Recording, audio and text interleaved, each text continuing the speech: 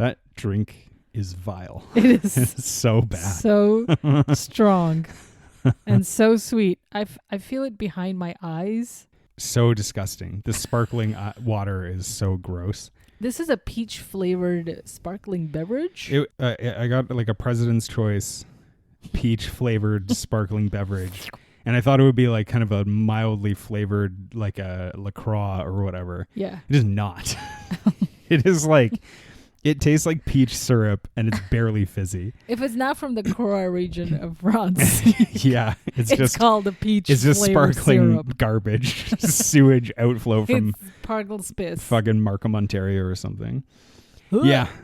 Thank you, President's Choice, for all the good work you've done being horrible grocers. Not my president. No, oh, yeah. Well, Go on, then. All right. Hillary. Okay. All right. That's enough politics from you.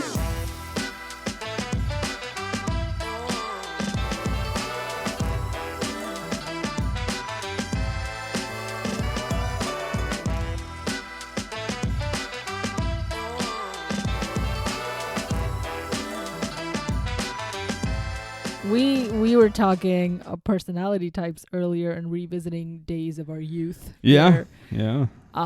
Any 16-year-old would be like, yeah, these personality test types that gives you a 4-letter category to fit into, like an MBTI. It's the Myers-Briggs or whatever, Myers-Briggs. right? Yeah. Yeah. Yeah. And we both learned that we're both Margaret Thatchers. Well, you know what? You took the cake because you're Hitler and Putin. So, I mean, That actually tracks. it does track a lot. I'm Yeah. just good at art. Yeah. Yeah. I mean, you've always been into art and conquering other nations. Another kind of romantic duo for us is Rumsfeld and Dick Cheney. That Yeah, was we've sweet. always been Rumsfeld, Rummy and Dick. Rummy and Is Dick. what they call it. Yeah. Yeah. Aw, Take me to the hospital, gang.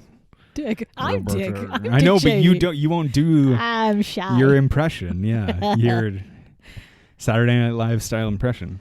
Fuck, man, it's really hot in here. Yeah. Welcome to the low ceiling. I'm Bree. You're pretty. I'm John. You're John. old John Dick Rumsfeld. Rumsfeld. Rummy Dick Rumsfeld. Arr. And today we're talking about Christopher Nolan's Tenet. I like this movie so much. Oh my God. And I knew you would like it 1 second into the film. Yeah. Tell me when you first saw this. Last year. With me, right? For the first time. I made you watch it because I was like, this is the dumbest movie you'll ever see, but it's also amazing. Much like Pirates of the Caribbean. Needs no plot. It just needs a feeling. I have something really important to say on that matter. But Yeah. 1 second, I gotta take a drink of this fucking I will join you in this this fucking abomination. horrible piss gin Cheers, and tonic. listener. You can listen to us slurp it down for a It's moment. fucking so disgusting. It's gross because the flavored gin, which is already weird to have flavored gin, but my flavored gin is artisanal flavored gin. It like doesn't, you can't even register it above the syrupy peach jizzy disgustingness of the President's Choice Yeah, sparkling if I water. had like a sinus backed up, I'd be like, I'm enjoying this glass of Benadryl It on tastes like ice. thick. Yeah, it's gross. It's It's like the drinking thick bitch. Pepto-Bismol. It's so disgusting. Why are we continuing to drink this? Because of the alcoholism. Because of the Thank you. alcoholism. Yeah. I saw this movie in theaters. Yes. And if you'll remember, there was me, there's two other people. it was one of them was Nolan. We were more than 6 feet apart because it was the pandemic. Oh yeah. I remember I went to Metrotown, traditionally like the busiest place in Vancouver, and there was no one around. I mean, I went to the theater and there was like three people working there, and then God. 3 people to see one film, Tenet. Mm-hmm. And it was just like a desert island it was so weird. It was midsummer, like whatever, 2021. This movie is so good. The plot is awful. There's no plot. Well, here's my thing. I have a half-baked theory about this movie. Yeah. I think that this movie is in some ways a response to Inception. Okay, yeah. And let me tell you why. Inception is a good movie. I like Inception. But I think it's a movie that like it doesn't actually warrant a lot of critical analysis to it. Yeah. And yet it's like one of his most debated films. Mm-hmm. And some part of me thinks Nolan is like sitting there being like, why the fuck are people talking about Inception? Like, why do they care? No, the top, who cares about the top? It doesn't matter about the top. It's an emotional story. Top doesn't matter. Whatever happens at the end of Inception, who cares? All right. I'm so tired of people like tearing apart these like puzzle box style films. And so he goes and he makes a film that's essentially a $200 million You can't tear it apart. technical experimental film. Totally. And he slaps a plot on top that he's like, this will work. And what I was saying to a friend yesterday when we were talking about it was like, Tenet, again, I really like this movie. Mm-hmm. The plot truly, and all due respect to Christopher Nolan, he's kind of a big deal. It doesn't really have anything important to say about humans. Like, it doesn't have any, in my opinion, any real significant emotional weight to it. No, because none of the characters have any depth outside of the mission that they're doing. Even the main guy is just called the protagonist. Yeah. So you don't really need to know them as a person. And that's why, like, you can't really form any emotional connection with any of the characters. You're just waiting to see them, like, in a trolley problem, excitingly, whether they'll make it or not. You want to see them taking part in a philosophical thought experiment, and that's all they're doing. Okay, so, but there is some emotional connection, but it's not until the end when you realize that Pattinson and protagonist have been friends. The bromance. And Pattinson has to go forward in time to die, to sacrifice himself. But he says, like, don't worry, we're still gonna spend a lot of time together.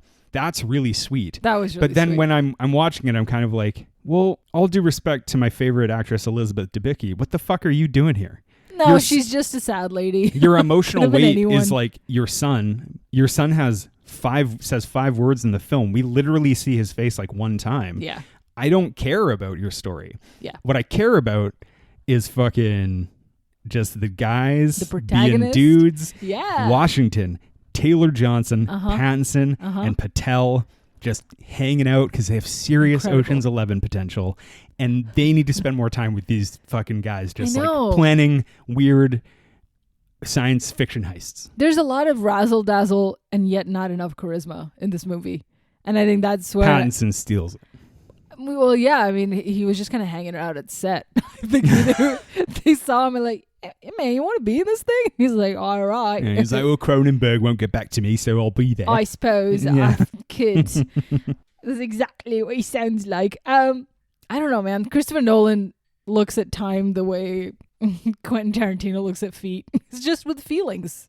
It's just with an emotion. It doesn't need to have some big, thick plot or storyline undercutting it. But Nolan's like obsessed with time, though. That's Yeah. like everything. Every film he does, he seems to always introduce an element that is thematically about time. Yeah. Which is always like never a surprise, but always.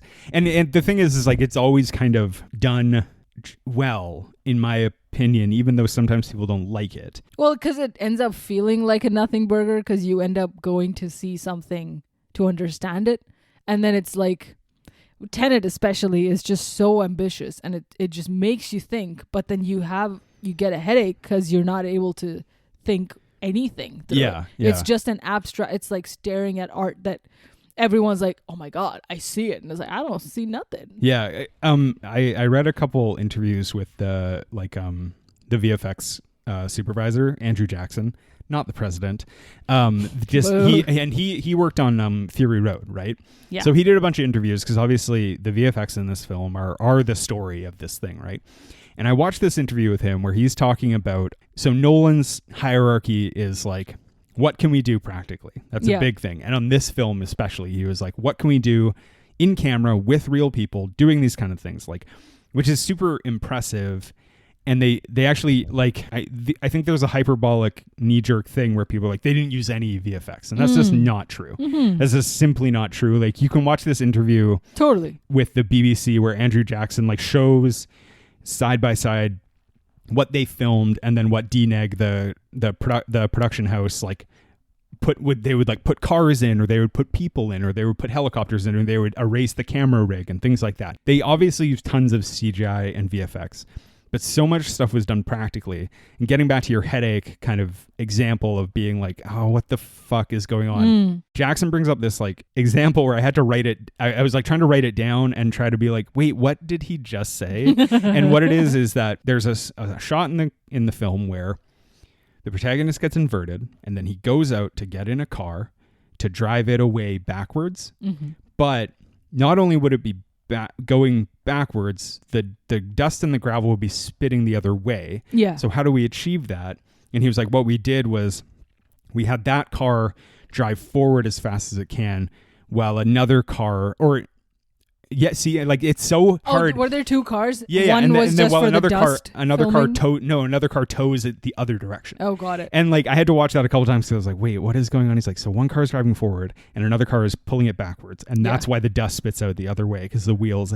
And in one of the interviews, someone was like, this gives me just a headache to think about. He's like, yeah, he's like, I read the script 4 times and I thought I had it down, and then we would get to shooting and I would be like, I don't know what we're doing. Happening? It's such a complicated film, even though in kind of like you'd think it seems simple because it's like, I don't know, just film it and reverse it. But it's like, no, they filmed it one way and then they filmed it backwards, and then they reversed some things, and they did other fucking fancy Nolan shit to make it seem to work, right? Because it all kind of works in the film.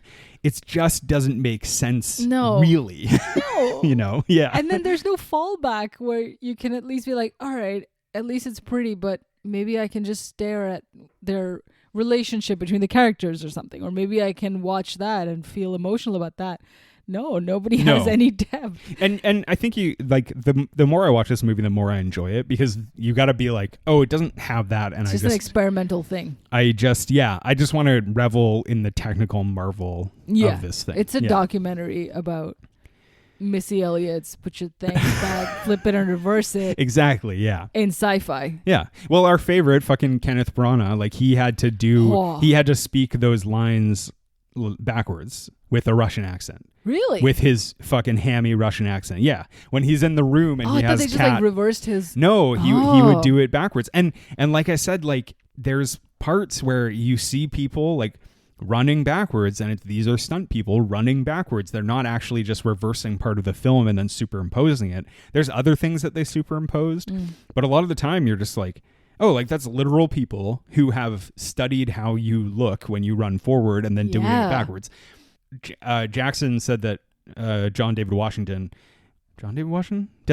kid, the main guy, the protagonist, he was like really good at this, actually. He was like quite good at acting backwards. And there's little clips, behind the scene clips of him fighting with his stuntman in reverse. And it's like, oh yeah, it looks like fucking, it's so cool, but also it looks so difficult. Holy shit. Yeah, because that fight scene that you go through twice, he is doing both like things, right? It's really phenomenal. It's like an unreal just fucking for that. movie. I mean, and I know it really suffered from coming out in 2020 when no one was at the cinemas. I don't know if it would have gotten, butts in seats even if it came out now. Well, I think it would. Nolan is a huge draw. He's like a huge fucking deal, Yeah. Especially now. Like it's wild that he now does Oppenheimer. He wins Best Director. He wins Best Picture. He's basically on top of the world, and this might be one of his lesser enjoyed films. Yeah. And yet I still think it's one of one of those kinetic ones. I think it's like in his like upper half of films though. Nonstop. Yeah, for me. I don't know if I could ever watch it to intently watch it. I would love to throw it on because I know I don't have to follow anything, but it's so cool. Every scene is just like, oh my God, how do they do that? Holy shit, that I would throw it on as like a... Yeah. There is one thing I will say, speaking of quality, that is like a criminal. The score for this film is one of the best scores ever made. Incredible. And it wasn't even nominated for an Academy Award. Yeah. It's great. It's by Ludwig Göransson, who's... I mean, didn't he just win for Oppenheimer? Like he's amazing. He's a genius. And this score is like crazy good. It sounds so fucking good. Yeah. That like I listen to it quite a lot. I'm a huge fan of it. And it's crazy. It like didn't even get fucking, I think fucking like Nomadland won. And Nomadland is like these like shitty piano fucking bullshit. No, No one travels in time in that movie. Nomadland is fine, but I found Nomadland sequences where they go backwards to be just a ripoff. I was like, come on, Chloe Zhao, get it together. Save it for the Eternals. You dumb. Thanks, Zhao. Thanks, Chloe. Oh man, it's just with Tenet, it's so much happens that you can't even soak it all in at once. Yeah, but then that's the beauty of it, where you can just kind of feel it and get lost in it and just let it wash over you. It doesn't need to be, I'm trying to make sense of why this scene is connected to the next or why this character reacts to this. It doesn't matter. Do you want to go through the plot now? Oh my God. The plot's the least interesting part of this film, so let's get it out of the way. Sure. Do you want me to try and explain to you what happens? I'll give you 3 Because I read a little refresher, and Okay. I will try to explain from start to finish what happens. Okay. This is non-linear, obviously. This tells, like, oh my God. This is not how the plot is laid out in the film. Right. The protagonist founds Tenet in the future, in his future. At the Kiev Opera House, he goes in as a CIA operative to rescue an asset that the siege at the Kiev Opera House is trying to... It's a cover to kill him. But it's actually a cover, and guys, I'm gonna get everything wrong about this, so don't fucking talk to me. It's actually a cover to get a piece of the algorithm. The algorithm has 9 pieces. You put them all together, it reverses the entropy of Earth and ends the world. That's the fucking, speaking of Parts of the Caribbean, Dead Man's Chest. Yeah. MacGuffin City. There's so many moments in this movie where they're just like, oh, this fucking piece of metal. What the fuck is this? Oh shit, this metal. Look at oh my God, this isn't the metal I wanted. This is a different type of metal. What the fuck? So it's so dumb. He just holds up this like computer hard drive. He's like, fuck. Like, yeah. Oh, I can't even begin to. Oh my God. Yeah. Okay, let's not get sidetracked. The first thing you said is already like the first sentence you said was like, he is already from the future, and that is what you find out at the end. Yeah. Okay. Protagonist. He gets captured after the Kiev raid and loses track of the piece of the algorithm. Right. He gets kidnapped by these mercenaries. They pull his teeth out. He pops a cyanide pill in his mouth. Tenet. We wake up. Martin Donovan gives the most exposition you've ever seen. He's on a boat. Now, all dialogue is exposition in this film, though. What you don't know at this point, and which I read, which I didn't know either, which sounds insane, the protagonist hired the mercenaries to test him in the past. Because if he doesn't give it up, if he doesn't pass the test in the past, and he ceases to exist. It's the grandfather paradox thing, right? Like it's like, well, how could he have founded Tenet if, right? And so, but if he already did found I know. All Don't talk to me. Let's not try to understand it. So he hides in this like windmill farm, which this part always confused me. It's like beautifully filmed, but I'm like, what is he doing? My assumption is that he's been declared like dead as a agent for the CIA. And he's hiding there for a time so that when he pops up, he's a totally kind of free guy, much like Ryan Reynolds. Fucking okay. This is, oh my God. This is where it gets complicated, and I still kind of understand this bit. Yeah. It's a little later where I start to totally lose it. He meets Kat because Kat has this forged piece of art that she sold to her husband, defrauding her husband, Kenneth Branagh. He wants to get close to Sator. He goes through Kat, who holds this fake painting over the husband, right? And the husband is at the same time also being like, Kenneth Branagh is blackmailing Kat.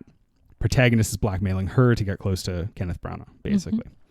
Then he catches... Well, she's just a punching bag for the entirety of the film. Okay, please. Okay. Again, doesn't matter. That's totally incidental. Doesn't matter, yeah. Protagonist catches feelings for Kat, and he says, I could take that all away. All of the blackmail, all of the things he has over you, I could take it all away. I will destroy the painting, and there's no proof that you ever did this to him, basically. They crash the plane in the Freeport in Norway. They find the turnstile there, which the turnstile is the machine that inverts material. I forgot to say that he meets the woman who explains everything to him in about a 15-minute scene, Clemence Posey. she's like, hey, things go backwards. He's like, fuck. Oh, with Fleur from Fleur. Goblet of Fire. Yeah. Yeah. So confusing. He fights with his future self, although he doesn't know it. Neil knows that the guy that he sees come out of the inverter is the future guy, and so he doesn't kill him.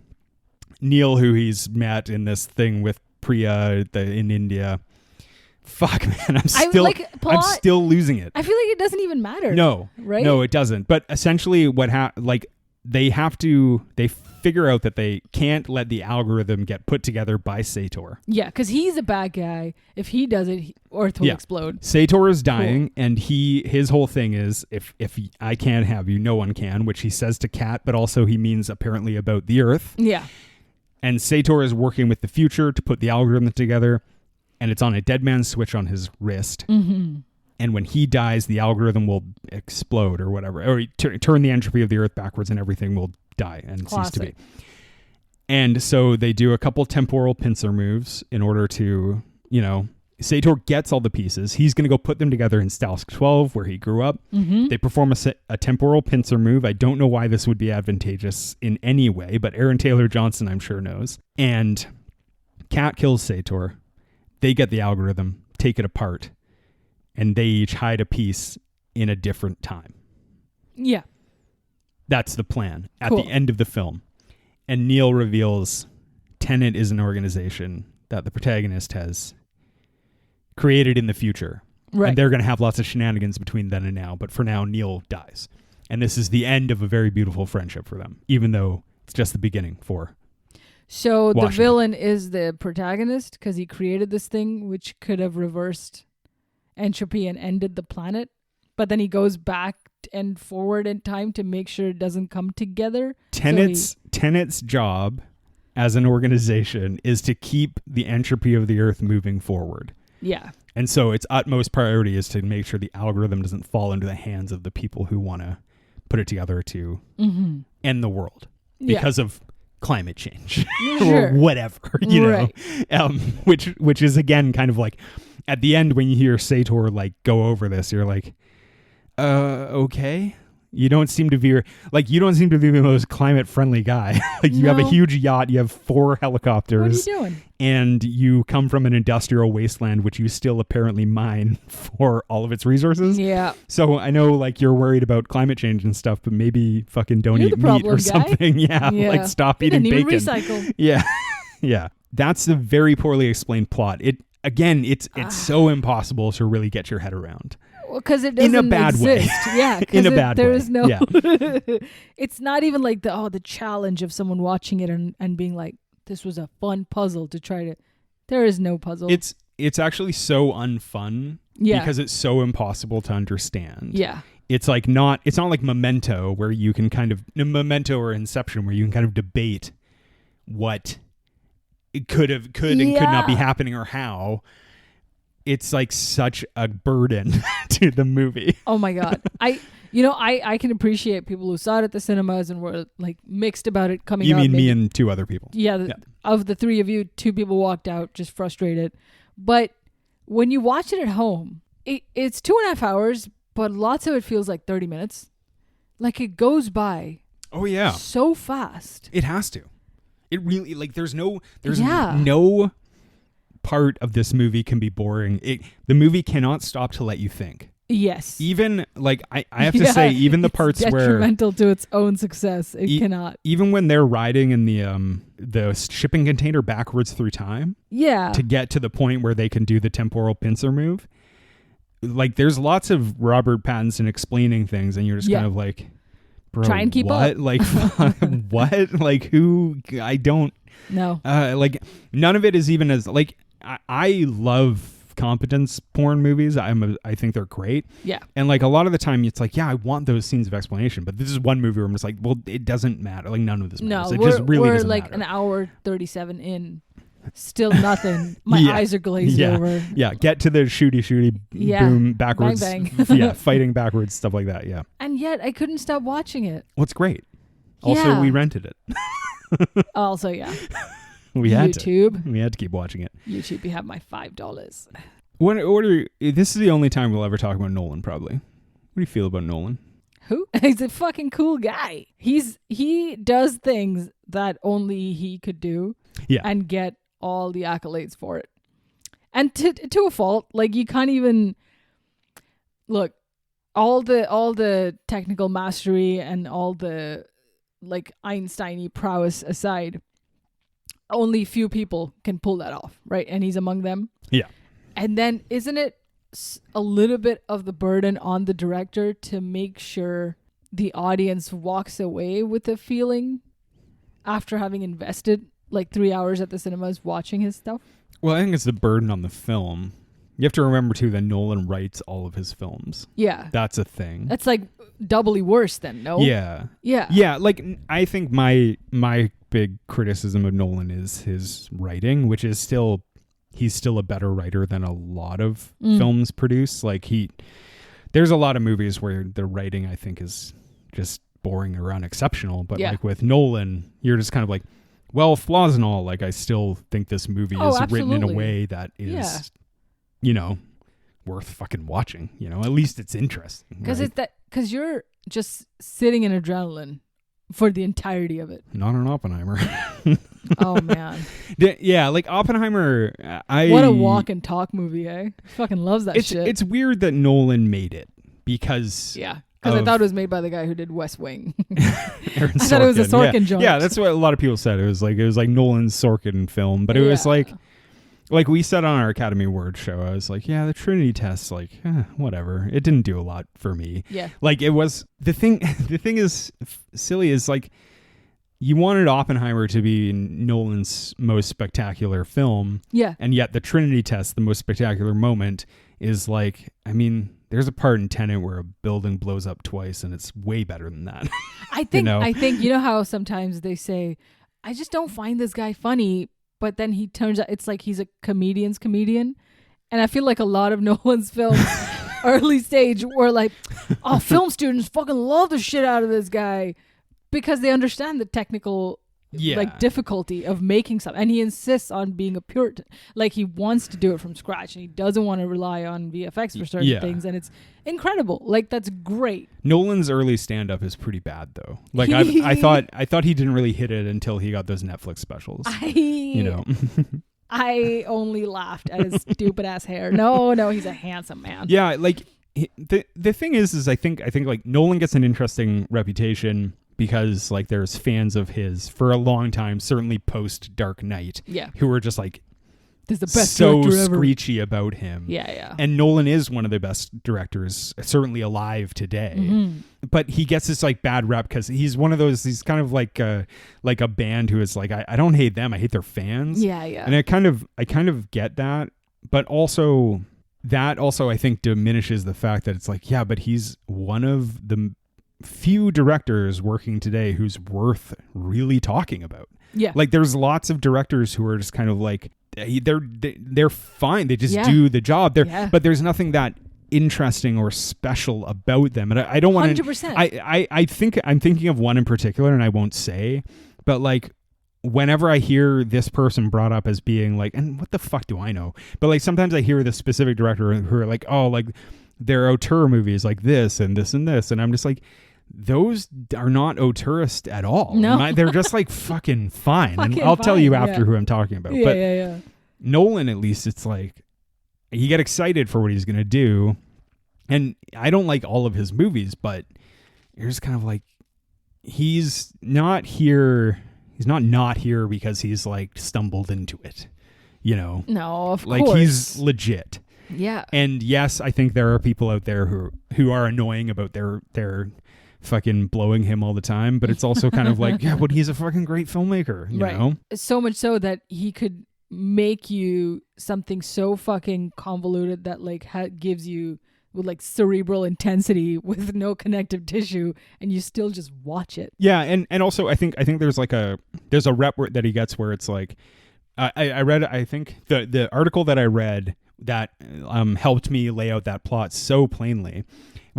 Something they said in it, I think, was that like they're like Nolan is the director for guys who say like, I like movies that make me think, and like not this one though. Well, exactly, like, but it's also a movie where I think he's a filmmaker sometimes who like you can sometimes talk to people, and also he's huge, right? So many people have seen his movies. Like you can talk to people and they're like, yeah, I like movies that make me think. And you're just like, really? Because you're like the dumbest person I've ever met. Like, and I'm like, what do you because it's like it's kind of like you only think about his movies because you've only seen his movies, really. And that I kind of scoff at, because Nolan, I don't think, is the most cerebral director in the world. He is in many regards, but I wouldn't consider him of course as not. a full package to be a director who makes me like even Tenet is like, well, it makes my head hurt. It doesn't mean it's making me really like stop. No, it's not and be an like, enjoyable activity. Yeah, and it comes down to the fact that it's like, well, this movie also doesn't say anything interesting about people. And that's the thing that I kind of that bumps me about Tenet. Really. Yeah. Whereas that's like, why it qualifies for the low ceiling, folks. Hell yeah. Alienating and hurt. Okay. And for the worst people on earth. Just like me. Yeah. Yeah. What's your favorite Nolan movie? I know the answer, but tell the people. Tell them. They're all waiting. Wait. I need a moment. Do you want me to read my ranking? Because I did write it down. And then I will actually give you all of the films. I need it in front of me. Yeah. Okay. Go on then. Do you want me to read my ranking of Nolan films? Yeah, hit me. Okay. 1. Actually, I'm going to go from the back. Okay. Top 5. I hit it from the back. No, I'm going to do all 11. Oh, geez. Except for Knowing. I've never seen Knowing. Also, it's a student film. I would never rank that. Yeah. Memento. Yeah. Insomnia. Yeah. Batman Begins. Mm-hmm. Inception. Mm-hmm. Oppenheimer. Tenet. Dunkirk. The Dark Knight. The Dark Knight Rises, which is controversial for some people. The Prestige. Yeah. Interstellar. Interstellar number 1. Yeah. Yeah, for sure. Yeah, I think that is for sure. Right? For sure. Like, I think even for people who don't even like Nolan or are, ambivalent, that might be their favorite movie of all time ever. Nolan's I think it's interesting because Nolan could be like the guy who made your favorite comic book movie, but when you group The Dark Knight with the world of Marvel and DC, it's like so clearly in a class of its own. Mm-hmm. But then you could also be a guy who's like, I fucking hate comic book movies, and yet Nolan made my favorite movie, which is Interstellar or something like that, right? Or even Memento. I don't like Memento, but I know it's like a lot of people really enjoy it. But whenever I see people on the internet being like, I think Memento is actually his best movie, I'm like, you should suck your own dick. That's ridiculous. Can you believe I've only seen the kind of the Hindi inspiration. Yeah, you were telling me about that. And so I still don't know what Memento is. I just know that it's like the Hindi one. It's just like the Hindi one. I remember just not being that interested in it, but I've only seen it one time. That's why I ranked it low. But like, also, I thought Insomnia was super good, and it's the second to last on my fucking list. So Yeah. Oh wow, you're right. I'm just gonna do the 3 because I'm mostly across the board okay with the rest of them. But same as you, number 1 is Interstellar. Number 2 for me is Dark Knight. Mm-hmm. And then number 3 is Dunkirk. Yeah. Dunkirk is fucking awesome. Yeah. Dunkirk's just, like an amazing movie. Yeah. Holy shit. I think one of my most controversial film opinions is that The Dark Knight Rises is not a good film, but a great film. Yeah. But it's similar to Tenet in that there's so many story things about it where I'm just like, okay, fuck off with that. But it's such a spectacularly made film that you're just kind of like, this is the fucking ticket. Blowing my balls off. It's so good. Dude. Like there's something I like about in Dunkirk and in The Dark Knight Rises is like there's like a part in Dunkirk where they sink that boat and people are like, you know how he did that? It's like, how? He fucking just sunk the boat. He just sunk it. And there's a part in The Dark Knight Rises where the bat copter fucking lifts off, and it's a moment where they're just like, you know how he did that? He made that thing fly. He just like lifted it up off the ground and made it fly. Like, it's so cool that he does shit like that. And there's lots of stuff in Tenet where he does that. We should talk about that a little bit. Yeah, hit me with it. Let's talk about. You did a bunch of great research for what is real in Tenet. Let's talk about like the main sequences that are amazing. Okay, yes. So Opening sequence. the opening number one. sequence, I think, is good and exciting, but not that interesting. I think this may be one of the best opening sequences I've seen. It really fucking gets your blood pumping. It gets you your attention, your edge of your seat. You know why? The music. The music, man. Yeah. Fucking Goranson. It's amazing. Yeah. Ugh. But like the next like big thing is the Freeport crash. Holy the shit. plane crash. Yeah. So the way they did that was they just crashed a plane, Wait, which is cool. Wait, Yeah. really? Yeah. So they went to Oh my a God. plane graveyard and they bought like an old cargo plane and they pulled it out and they cleaned it up and then they just ran it Blew into it up. like a set, basically. This is like every just like arson enthusiast's favorite wet dream. Yeah. I worked for Nolan. We got to blow a bunch of shit up. Yeah. Amazing. So yeah, basically they towed the plane into this like fake building and just like crashed it into it. And it's like that shit's fucking incredible. And like you see, I saw in this video the Andrew Jackson interview where it's like you see the post-production version of it and the pre-production version of it, and it's just like the plane just running over cars, and then in the post-production it's like, yeah, we added a couple explosions and a couple trees and a couple cars here, and that's it. If it's the rest of it is they just fucking boom. A behemoth. Yeah. So impressive. The hand-to-hand combat in that is mostly done. One thing I always thought was like fucking cool, and they never got around to it, which is it's like the smallest thing. When they fight and the one guy's going backwards, how do they get the gun to fly up into his hand? I mean, practically, like in the film. Is that CGI? The way the gun will like, it's been thrown in the forward time, but then it flies back up to his hand, which I think is like such a cool thing. And I'm like, how do they do that? That's what they never told me about. And I think green screen rope. no green screen. Fuck. No green screen at all. That must be CGI. But it looks so fucking sick when it happens. It's so cool. What's the next set piece? Well, the Talon, Estonia, the chase around the ring road of Talon. Oh my God, of course. Yeah. I've been there, by the way. It's very nice. It's a very pretty city. They showed all the boring parts of it. It's more than just a highway, I guess. Yeah. It's like a fucking really cool place. That was dope. Yeah. I think when they show the red room versus the blue room, confusing as hell. You don't have to keep up, but it's so cool. It reminded me of the Netflix show Dark. Oh, yeah. Yeah. Because it has the same sort of feeling of understanding in real time, oh shit, I'm a part of something that is really fucked up and I can't fathom it, and something's about to kill me. Yeah. And it has like the color motif to tell you which side is which, right? Which is really cool. In that scene, the chase sequence, essentially, the cool kind of like practical thing they did there was that the cars driving backwards, they would just outfit them to have the driver sit facing out the back windshield. Yeah. And then so the car would just drive super fast in reverse, which is really cool. Amazing. And then sometimes they would put a rig on top with the driver in this like crash cage. Yeah. It's like, it's really cool. And then they would add CGI cars into that scene. But it's like, yeah, like it all looks so fucking sick and cool. And it's fucking bang for your buck every time, dude. Yeah. Even if you don't even speak the same language, you would still enjoy it. This is like Godzilla for nerds. Yeah. Science nerds. Yeah. It's fantastic. After that, there's the sequence that always blew my mind is the final kind of battle with like the explosions reversing and going off. Yeah. And the buildings getting holes blown in them and out of them and stuff. There's a scene that Jackson talks about in that video where he's like, there's a building, and when they encounter it, it stands back up after it's blown out the bottom and then blows up at the top. Yeah.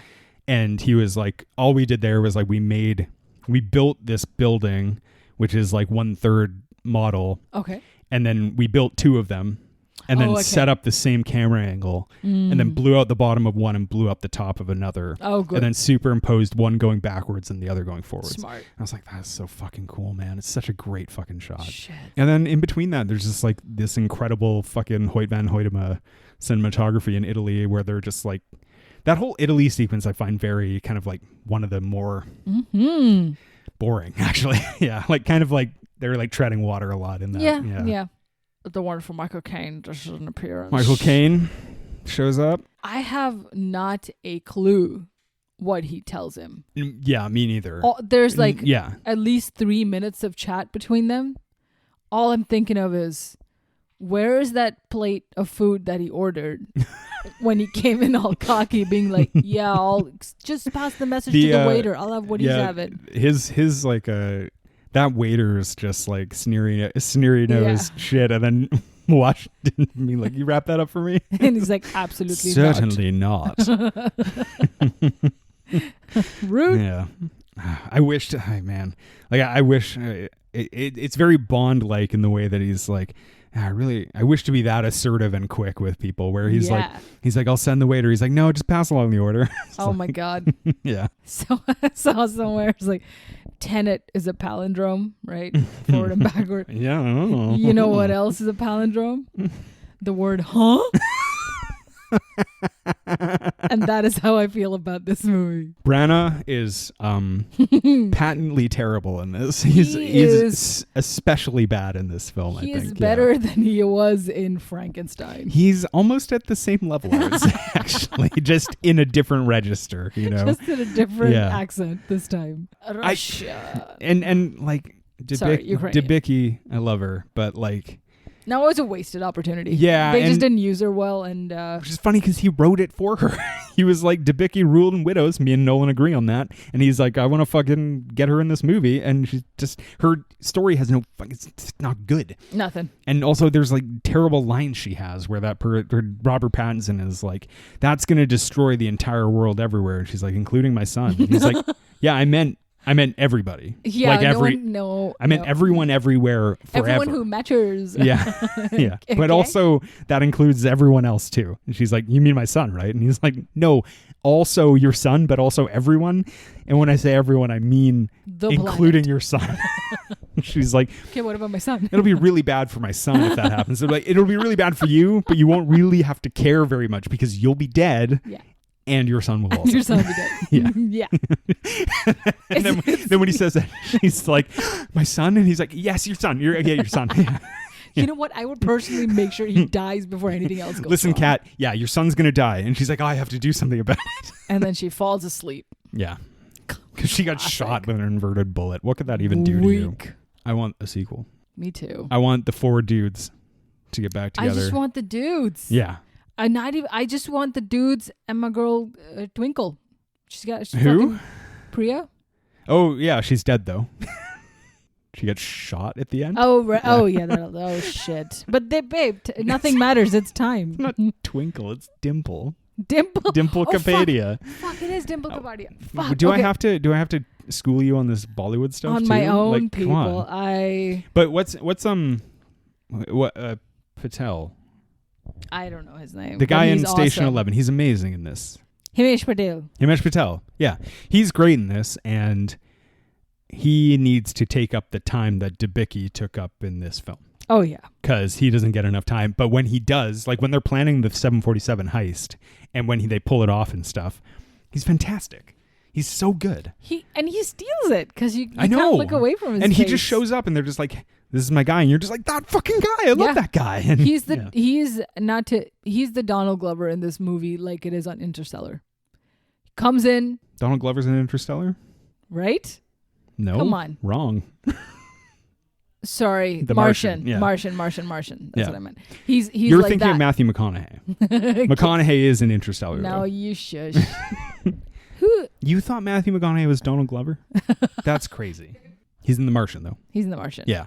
And he's in it for 5 minutes, and he's like this charming nerd guy who just has all the answers. I wouldn't say he steals it, though, in The Martian. He totally does. No, I don't think when so. he's in it, you're waiting for him to succeed. No. He's like a little neurotic. Yeah, like but that's only because the film does it. I don't think his performance is like spectacular or anything. I think it's just fucking okay. I think that movie's amazing, but... What? Yeah. I think The Martian's better than Tenet. Yeah, it's Troy. He does a good job. He's also just very much like himself. This movie's good. Can't believe he's only had 12 movies. Yeah. That's it. Well, he takes a while to do, And hey, good payoff at the end every time. So. Yeah, I would say so. It's exciting. It's infuriating. It makes you sad. It's interesting. Like he only just won Best Director. Yeah, dude. Wow. No, I don't know if I think Interstellar is like a pretty amazing accomplishment. And it gets better every time you watch it because you're just like, wow, this movie looks unbelievable. It should have, yeah. But, I mean, what won that year? 2014 would have been... Doesn't matter. I think we did it. Did a temporal pincer move on this film. Against all odds. Yeah. This has been The Low Ceiling. I'm gone. Thanks for listening.